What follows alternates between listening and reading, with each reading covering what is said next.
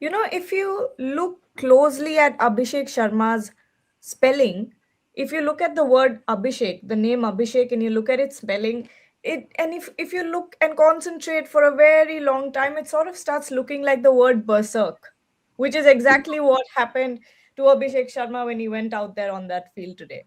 What an incredible innings. I mean, every time you watch him bat, it's almost as if he's playing a video game and we're living in his virtual world. It's unreal the way that he's batting right now, taking on any opposition the same way. No matter who's in front of him, he's fearless. He knows what he needs to do. And of course, right behind him is Surya Kumar Yadav, the captain who was all smiles after getting back-to-back 50s. This is exactly what Surya Kumar needed after a long, lean patch. And ahead of the World Cup, the Indian team has peaked at the right time. Ashok, take it away. What do I even say? I mean, we're all left speechless with the way that this team is batting right now. Well, I'm going to do a gargi on you, on Abhishek Sharma. I mean, the way I would define it is basically always brave, hyper intelligent. Abhi, always brave, hyper intelligent Sharma. I think fearlessness, always brave, is something that we have all spoken about. But I thought what came out and what stood out today was, this ability to be intelligent, intense game awareness, intense awareness of the field. And so some of the shots that he played, square of third man, basically for deliveries that were bouncing a little bit, he actually managed to reduce the fielding team, reduce the New Zealand team to actually going down on its knees, because he didn't give them a chance. I think in this kind of murderous form, he makes opposition look like a bunch of schoolboys, and I think that's what he can create. You mentioned Surya Kumar Yadav, and I think completely agree with you. I think the second half century back to back, a man who has always been in form as he claims, but short. I think he's proven that theory right. And I think this augurs very well for India as it goes into the T20 World Cup. I think in the first three matches of this series versus New Zealand, I think I think the bright point is that the team has almost automatically selected itself in terms of the final playing 11.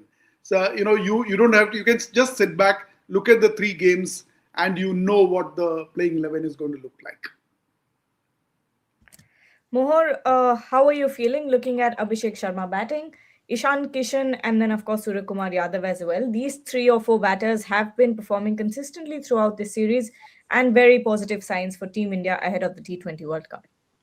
Absolutely, absolutely. Crazy batting from Abhishek Sharma if I start with him. Most of these power hitters, when we talk about them, it's mostly about power. But when we look at Abhishek Sharma, it's also built on great timing and technique. He had 100% shot control today, which is impressive and very rare. Also, his game awareness, his gap finding abilities, he just knows where to play, and he just knows the field placements really well. So definitely, him being in such great form is a great news for all of us. And coming to Surya Kumar Yadav, yes, I would like to mention his captaincy as well. He was a brilliant captain on the field today as well. Of course, India's fielding, bowling was great, but also his field placements were absolutely impeccable. So that needs to be mentioned. But along with that, to be able to lead from the front with the bat as a captain is also another very impressive quality. And it's lovely to see him back among runs. And of course, it's a great. It augurs well for Team India. Ishan Kishan, yes, I have a hunch he might be promoted up the order and made to open the innings with Abhishek Sharma. He also looks extremely good right from ball one, extremely confident, middling the ball extremely well, and obviously he has become one of my favorites in the series. So let's hope for the best for the T20 World Cup. Ishan has been in sublime form for some months now. Looking at his Absolutely. performances in the Ranji Trophy, looking at his performances in SMAT and VHT as well, he's made his case and he's making his case stronger with every innings that he plays. Ashok, with Sanju Samson, three back to back underwhelming innings from him, he's making it increasingly difficult to cement his place in the playing 11. And Ishan Kishan just keeps giving the management reason after reason to keep him in the playing 11 even after Tilak Verma is back. Oh, I'm saying that it's almost a deed that is done. I would say, it's not even like Mohor said. I don't think it's a hunch anymore. I think the deed is done. I think this is exactly what I meant when I said that the team has selected itself in terms of the final playing 11. And I think you're right, Ishan Kishan. I think it's a moment of redemption. He took that break. He said, "Let me just go back to the drawing board and prove myself in the domestic tournaments." He's come back, and what a flourish he's come back with. I mean, I think more than the strike rate or more than the way he's played, I think functionally what he has done is to snatch the match away from the opposition. He did that in Raipur, where India lost 2 early wickets. He came in and literally took the match away from New Zealand. He's done a similar kind of a thing. I think this 20 odd runs that he scored today, he scored 28 of 13 balls today. But the aggression with which he scored, the timing with which he scored, I think just deflated the New Zealand bowlers. And therefore, whether it's two left-handers doesn't matter. I think Ishan Kishan and Abhishek Sharma opening with Tilak Varma once he is ready and fit to come back at number 3. Surya Kumar Yadav in the current form at number 4. And then followed by Hardik Pandya. And we must talk about Hardik in this show as well. With Rinku Singh, Shivam Dubey, and then, you could make a choice. You could, depending on the conditions, depending on the opposition, you've got Harshit Rana, you've got Ashdeep, you've got Bumrah in sublime form. And then today, I think the big learning really was Ravi Bishnoi. I mean, Ravi Bishnoi with the economy rate of 4.5, only Bumrah was better than him at 4.25. I think that's great as well. So, short answer, I think Ishan has just pushed himself up into the opening slot in the batting order. Interesting that you bring up Ravi Bishnoi, because at the beginning, when I was watching the match, I kept thinking he's bowling way too wayward. His lines don't look good. And I think he did bowl inconsistently throughout the game. What changed things was that he was able to get those breakthroughs at the end, in the later part of the innings. Otherwise, I think we've seen better from Ravi Bishnoi. This is not the best Ravi Bishnoi that we've seen. In any way, you're seeing that whenever this Indian team is going out, you're getting results. This team is playing like a unit. Everything is clicking at this moment. And if you're going to expect that in T20Is, runs are not going to be put on the scoreboard, or bowlers are not going to go for a lot of runs, then you'd be naive. That's what T20I is for. It's for scoring runs. Now, Devashish has also joined us. He is having some trouble, I believe. Anyway, let's take some comments here. Ayan Das is asking, I'm just thinking what will happen the day Abhishek and Ishan bat for 10 to 12 overs. Mohor, can you imagine an Abhishek Ishan opening? Can you think of what does it look like to you? Would it be like Sunrisers Hyderabad, the top order? It would be like that. It's my hunch. It would be some crazy total on the scoreboard. And manifesting a day like that, hopefully it happens soon. Devashish has also joined us. By the way, all of these pictures are taken by Devashish. He's our photographer on ground, photographer/reporter on ground today, and we've lost him. Yeah, we've lost him now. He'll be able to come back to the show after he walks away from the stadium a little bit. But let's take some comments. Let's talk to you guys. Sovik Chattopadhyay is saying, it's like I just watched a video game. Manas is saying this Indian team is scary good. True Wicket is saying this is the fastest successful chase by a full member nation of ICC against another full member nation in T20Is. Ashok, 10 overs on the dot.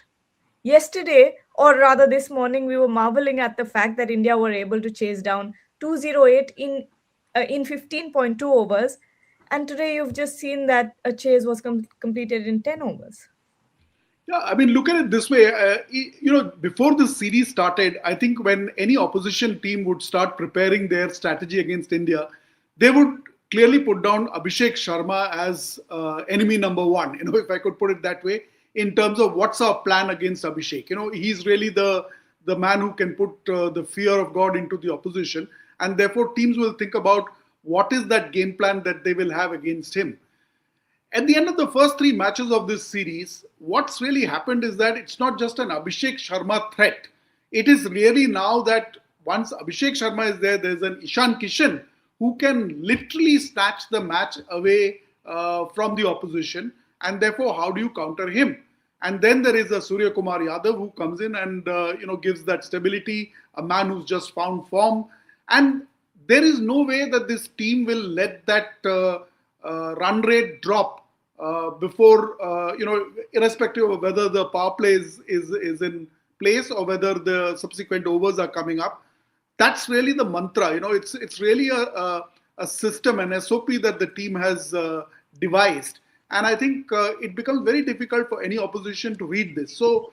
To come back to your question, 15.2 overs to knock off 208 of New Zealand, or today finishing it off on 10 overs. Just think about it. I mean, any team thinking about playing against India, how do they arrive at in 20 overs? What is that optimum score that they can defend or that they can scale? Very difficult to put a number now. Absolutely is. I mean, this is a team that will go in as favorites in the T20 World Cup for sure. Okay, more question. Ayan Das is saying new name Abhishek Sharma. That's a clever one.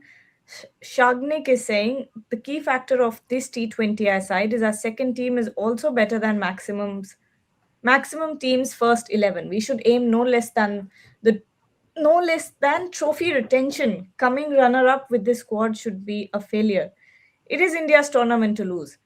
Definitely. Weber was saying this is not fair, Team India. You can't bully a team like this. Feeling sorry for the Kiwis. I mean, again, it's a second string New Zealand side. You've got 6 to 7 members, the main members missing from this squad. So give them a break. It's okay. It's all right. The next question that I want to ask Mohor, Jasprit Bumrah also, he was bowling brilliantly tonight, cracking those 3 wickets. What are your thoughts? Absolutely. First of all, sorry, my internet keeps creating an issue. But yeah, coming to Jasprit Bumrah, of course, he was not as effective in the previous game. He went for a lot of runs, but it was lovely to see him back to his vintage Bumrah form once again. And just the same way as Shomikda mentioned in the pre-match live as well, he is a different beast when you see a World Cup approaching, and we saw that beast tonight. It was lovely. He was very economical. The first ball that he bowled was, I mean, it took a wicket. So from that ball till the end, till the end of his spell, I think he was phenomenal. And yes, it's a great sign before the World Cup. We'll be looking forward to watching more such amazing spells from him in the World Cup as well. I just want to build on that point and say that, Yeah. I think Bumrah coming good is clearly one big green flag for India as it prepares for the T20 World Cup. I think, he's back. He's today with those 3 wickets, especially the way he bowled Tim Seifert with that first ball and then came back to get rid of Kyle Jamieson. And I think he got Mitchell Santner as well. But, we saw the rattle of timber after a long period of time. Bumrah is in that phase. Consecutive. If you wake him up in the middle of the night and hand him the ball, he'll just go and get you the wicket. That kind of form he is in. So I think this is, amidst all the batting prowess that we are talking about, I think this is something that we must call out as peaking at the right time just before the World Cup. Also, completely off topic, but I would like to mention India's fielding. It has been, I think, significantly improving. The high catches, especially, we saw some great catches today. So that also What is about that, another what plus about that point. Superman catch that Hardik Pandya took to Hardik give Pandya. Rana his number 5 Also the Ravi Bishnoi catch, the low one, but brilliant fielding efforts. Like, we can see the improvement. Absolutely. Okay, Fitmonk is saying, Dear God, please keep us away from that one bad day till we win this World Cup. I think the entire Indian cricket fan community has been traumatized by November 19. Because no matter how many matches you win on a trot, everyone will be thinking of that one loss that might just come in and ruin everyone's day. Okay. Two wickets since the beginning of 2025. Sanju Samson has been dismissed against right arm pacers 11 out of 13 times in T20Is. What's wrong with him? I haven't cross checked these statistics, but if you're saying it, we'll take this question. Sanju Samson not making it any easy for the management to stick with him. I think going forward, you might just see Sanju Samson not in the team. Mohor, your thoughts on this comment? Mm. Yeah, I just mentioned because he got his chance once again. Three, I mean, consecutive failures. I don't think the team management is going to ignore this. Obviously, on the other hand, you have Ishan Kishan consistently performing with the bat. So I completely agree with you. Maybe going forward, we might not see him in the squad. And coming back to what they just said about what was the comment? Could you please just pin it once more? Yeah, dismissed right arm. Yeah. This is something that Bharat sir was discussing in our work group, and he struggles a lot against verbal seam. And obviously, we could see that once again against Matt Henry. So maybe that is one thing that he has to work on. He takes some time Yeah. to settle in the first few balls, so that went against him. All right. We finally got Devashish here. Devashish, can you hear me? No, he's. Yeah, he's there now. Devashish, can you hear me? I don't think he can. No, I don't think so. I think there might be a huge lag. Mhm. I think that's what's happening here. And we've lost him. His screen is frozen once again. But I really wanted to know the crowd's reaction because Guwahati, this is the second time in the series that that the fixture is going back to Guwahati, and the crowd reception has been really good. Not in the test match, but obviously for T20 as people do turn up. No, Hmm. we've lost him, unfortunately. Shagnik is saying the bad thing that happened with Sanju was that he was dropped from the playing 11 when he was at his peak. Ashok, thoughts? I think we've discussed this previously. I think he did get a lot of chances. No doubt about the fact that he scored those three centuries initially, and then there have been shuffling of the batting order. The team management felt that he would actually be better off in the middle, in the middle part of the lineup. But he was not dropped. He got, I think, 7 or 8 chances, and of course, there would have been a question of does that assure confidence in terms of stability at the position that he's playing. But I think if you just look at the last three matches, I think what's really happened here is that Ishan Kishan, I think, by dint of what he has actually delivered, has actually edged him out more than it's a question of what Ishan Kishan can bring to the party rather than what Sanju Samson could have done. And I think that's really where the cookie crumbles. You're on mute, I think. Oh, my bad. I was saying let's take the last couple of comments. We haven't been able to get Devashish in this show, unfortunately. Um, Kiwis let down on the mat. Ravi Bishnoi bowled outstanding tonight. I don't know what will be the bowling lineup. Highly suspicious. Why are you suspicious? Okay. Looks like Guwahati is the new favorite city of BCCI officials, getting many matches to host all of a sudden. Just an observation. It's the rotation policy. I don't think anyone gets any favoritism here. That's not the case at all. Devashish, I can see him moving in our frame. Can you hear me? I couldn't hear anything. I can hear you. No, it's not working at all. Ashok, one last concern that because we've only discussed positives throughout the night today. Kuldeep Yadav, not consistent. Something's going wrong here with Kuldeep. Yeah, I think we saw that moment where I think Debashish is back. Maybe but let me just finish off that. I think we saw that Yeah. moment where Captain Surya Kumar Yadav had to go and spend a few minutes with him in terms of counseling him, and I think somewhere he's not getting his rhythm right, and I think that's an area of concern.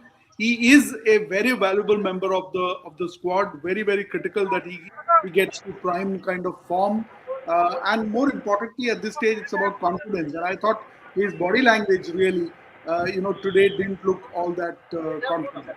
And I think that's the problem that India will need to solve. It's a critical part of the puzzle, and I think Surya did the right thing by leaving no stone unturned in terms of going up and counseling him, but Yeah. clearly an area of concern. Yes. Debashish, can you hear me? Yeah, Gazi. Tell me. Okay. Glad that you can. Before I get to talking to you about the match, Devashish, I don't know if you know, but we received a text about you during the game. He's gone. So basically, now that I have mentioned it, I'll have to explain it. But the BCCI media manager sent us a text, and it was a picture of a laptop, and right in front of the laptop is obviously the field of play. And below it is written that the the match is happening right in front of Debashish, yet he is watching it on his laptop. So so that's what happened tonight. I don't know if he knows that that picture was taken and then sent to us, but I quite a think funny he's man. back. He's back, but we're not able to get him at all. Devashish, can you hear me? No, I don't think so. Can you hear me?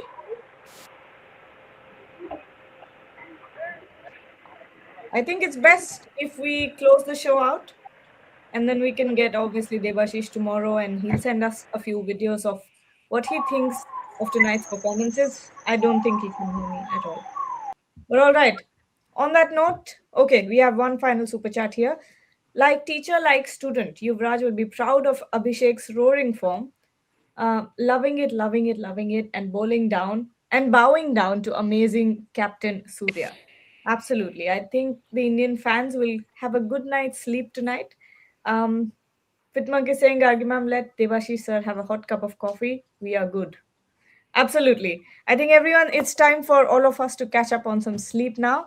We've got only a few days before the World Cup madness starts, so we all need to be energized for that. Thank you so much, Ashok and Mohor, and Devashish, who tried his best to be a part of the show but could not because of technical difficulties. Join us tomorrow at 12 noon for a live show. We'll be back very soon. Thank you.